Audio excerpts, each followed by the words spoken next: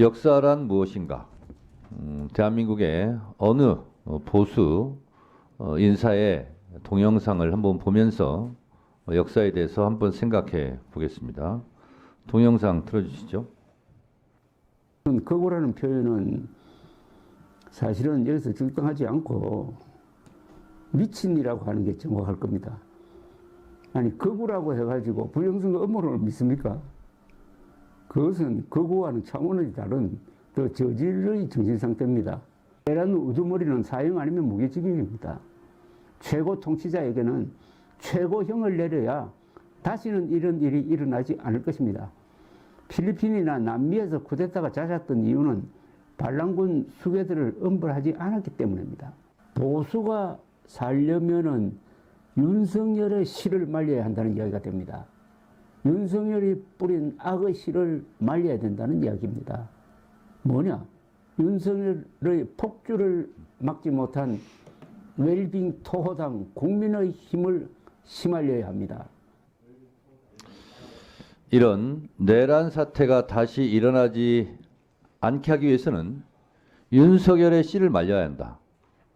국민의힘의 씨를 말려야 한다 하는 조갑재 씨의 주장입니다. 저는 동영상에 나온 조갑재 씨의 말을 다 동의하지는 않습니다만 한 번쯤은 생각해 보게 하는 발언입니다. 노벨 문학상 수상자 한강 작가는 노벨상을 수상하면서 과거가 현재를 도울 수 있을까? 죽은 자가 산 자를 구할 수 있을까?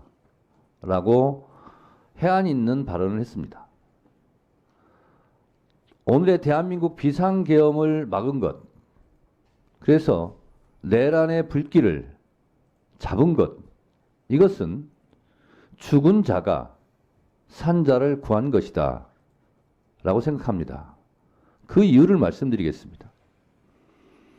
예전의 헌법은 독재자, 통치자들의 영구 집권이나 집권 연장 음모를 위한 놀이개, 장난감이었습니다. 1980년, 87년 6월 항쟁을 통해서 새롭게 개정된 현재의 헌법, 다시 말해서 헌법 77조 5항, 재적 의원 과반수로 비상계엄을 해제할 수 있다는 조항이 없었다면 저도 이 자리에 없었을 겁니다. 아마 체포되어서 사살되었거나 아니면 야국방망이로 지금도 맞고 있을지 모릅니다.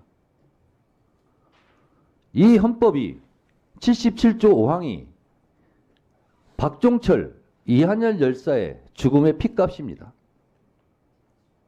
다시는 독재자, 통치자들이 헌법을 가지고 놀 수 없도록 비상계엄을 선포하면 즉시 국회에서 해제할 수 있는 그 권능을 헌법 77조 5항에 넣어놨기 때문에 오늘 그래도 불안한 평화가 이루어지고 있는 겁니다. 8월 14일까지 친일파다가 8월 15일 해방이 되자 8월 16일부터 독립운동하는 사람들이 있습니다. 역사의 변절자들을 씨를 말려야 됩니다. 그런 면에서 조갑재 씨가 한 말에, 저 말에 대해서는 저는 동의합니다. 프랑스가 똘레랑스 관용의 나라, 문화예술의 강국이 될 수 있었던 것은 나치 부역자들을 공소시효를 없애면서 민족 반역자에 대해서는 끝까지 추적하고 처벌했기 때문에 오늘의 프랑스가 있는 겁니다. 우리는 반민특위가 좌절되면서 친일파 척결을 하지 못했습니다. 또한 독재자, 내란 수괴들에 대해서 처벌을 제대로 하지 못하고 어줍지 않은 화해라는 이름으로 몇 년 살지도 않은 사람을 사면하고 용서했기 때문에 이런 비상계엄 내란이 다시 일어났다고 저는 생각합니다. 죽은 자가 오늘의 산자를 헌법 77조 5항으로 구했습니다. 저는 내란 수괴 윤석열 씨는 사형에 처하고 절대로 사면해주면 안 된다고 생각합니다. 조국을 위해 너는 어디서 무엇을 했느냐? 일제치하 때 너는 독립운동 편이었어? 친일파였어? 4.19 때 너는 어느 편이었어? 80년 5월 광주 때 너는 어느 편이었어? 87년 6월 항쟁 때 너는 전두환 편이었어? 아니면 호언철폐 독재 타도 대통령 직선제를 외치는 시민들의 편이었어? 라는 물음은 2024년 12월 3일 서울의 밤 때도 똑같이 적용됩니다. 지금도 내란 속에 윤석열을 옹호하고 비호하고 내란에 동조하는 이런 행위는 일제 때 친일파가 하는 행위랑 똑같습니다. 1980년 5월 광주에서 전두환을 옹호하고 비호했던 그런 매국의 무리들과 똑같습니다. 그것이 옛날에만, 과거에만 그랬느냐? 그렇지 않습니다. 지금도 똑똑히 벌어지고 있습니다. 앞에 계신 기관장 여러분들은 누구 편입니까? 일본 편입니까? 독립운동 편입니까? 독재자 편입니까? 민주주의자 편입니까? 윤석열 편입니까? 아니면 윤석열을 처벌하자고 하는 사람들 편입니까?